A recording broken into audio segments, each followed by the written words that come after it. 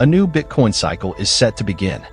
The expectation suggests that the price will increase, but actually what we should be considering is that this time will be the last. The 15-year period of Bitcoin extreme speculation is about to come to an end. The halving sequence will play out one final time, with one final pump. The possibility of a new cryptocurrency bull run in 2024 is reasonable, considering the favorable news from finance, but the halving is the crucial event of the year. The fourth halving can propel Bitcoin to $100,000, yet price predictions online often exaggerate, with experts lately just throwing out random numbers. Still, not even a price of $100,000 can save Bitcoin BTC from falling into obscurity. HODL, diamond hands, and dreams of early retirement by staking sats will prove even weaker than fantasies of living in citadels or a swarm of cyber hornets serving the goddess of wisdom.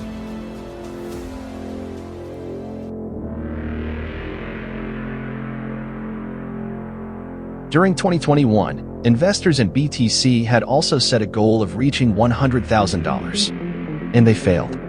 Bitcoin touched $70,000 twice and entered a lengthy bear market, dropping to $15,000 in 2022. This is a price we can't ignore, since for the first time in its 15-year history, Bitcoin dropped to price levels of a previous cycle, in this occasion, the 2017 prices. These two distinct details define Bitcoin's price action and describe future trends. And the outlook is not promising. While a large number of variables can nullify predictions and bring an outcome entirely different than what we expect, the chart also indicates a symptom Bitcoin is facing: fatigue. Bitcoin is out of mana. Think long-term and question everything from all sides. Why would any institution want to park money in ETFs and experience the magnificent high volatility and extreme speculation? It makes no sense. Why would fund managers want to invest pension or other funds in BTC?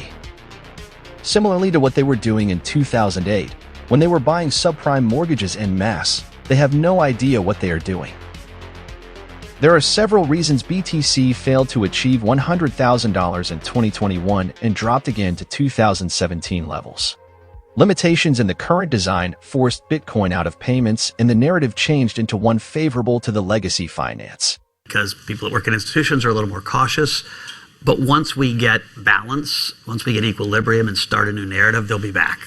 No more revolution, no more disruption, just a useless, pointless store of value for market forces to manipulate. The price recovered in 2023 and now hovers around $40,000. A recovery was expected, but the signs of fatigue are there. Fatigue caused by a lack of purpose. Analysts know about the reduced potential, and despite the institutional hype, the BTC whales and maximalists, this time together with CEOs and institutional funds, are attempting to recreate the pump for one last time.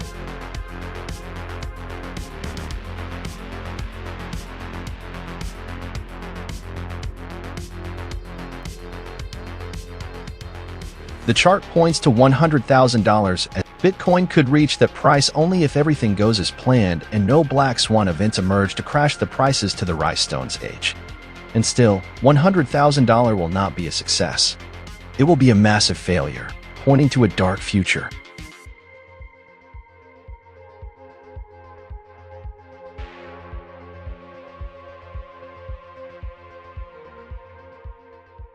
In all of the previous times, a lengthy bear market ensued, with the price dropping significantly. The price in 2025 and 2026 could retrace below $20,000 or even lower, depending on losses investors suffered and the possible loss of confidence of long-term investors. At $100,000, Bitcoin will stand at a price just 45% higher than the previous all-time high. A performance weaker than 2021 will make everyone realize this was the last time the halving mattered, and possibly Bitcoin has reached the end of its cycle. Scarcity alone is irrelevant when the disruptive potential that brought BTC there has already evaporated.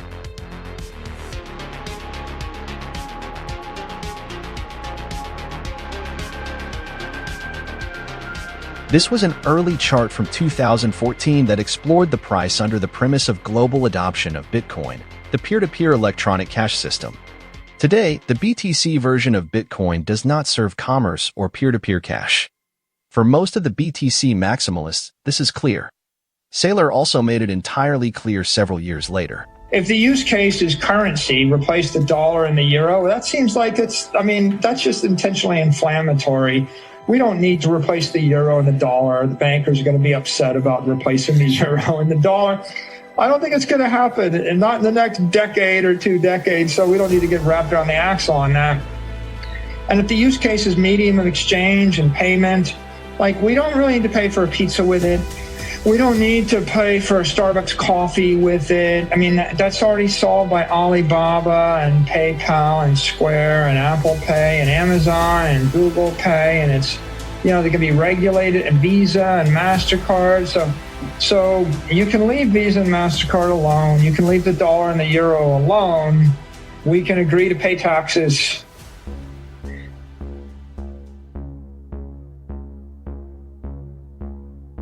The BTC version of Bitcoin has nothing to do with commerce and will never be used as such, since it was decided once and for all it will never scale.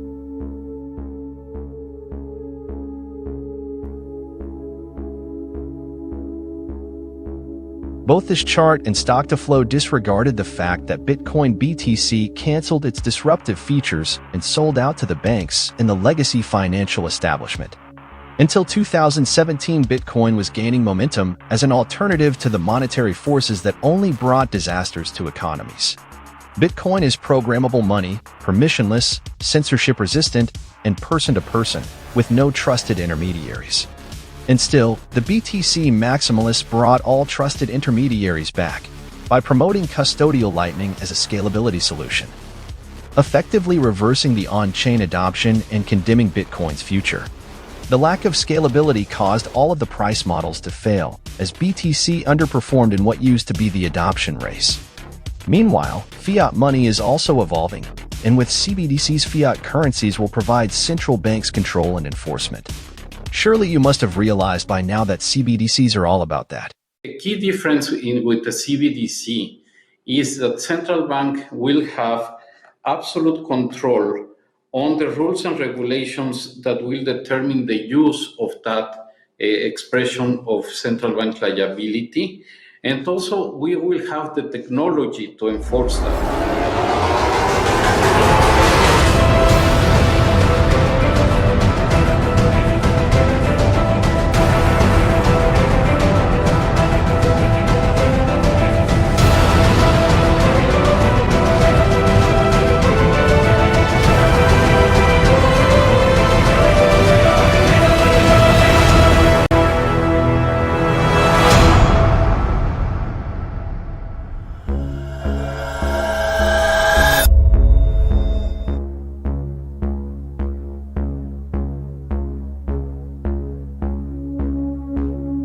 The cycle will repeat one more time. Depending on circumstances beyond our control, for example, a tether failure, we might also witness the demise of Bitcoin BTC or the slow disassociation of anyone involved. What accomplishments can BTC showcase today?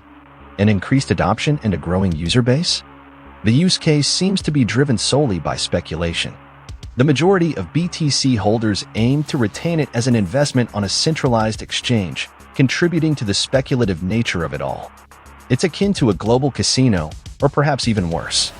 Bitcoin envisions a future of permanent on-chain high fees in the Lightning Network to increase adoption and payments. However, not even custodial Lightning appears to be a viable solution. Lightning was always a distraction, a network prone to centralization and censorship. Institutional speculation was a new narrative that materialized in 2020, with Michael Saylor making his comeback in Bitcoin, aiming to prove that BTC belongs in the world of finance. Everyone is simply speculating on the price of a digital asset that does not work as it initially intended, and its entire current community does not want it to work either. That might remind you of several financial schemes that look for new investors so the previous ones can profit, and use them as their exit liquidity. What is Bitcoin, you ask? A purely peer-to-peer version of electronic cash would allow online payments to be sent directly from one party to the other without going through a financial institution.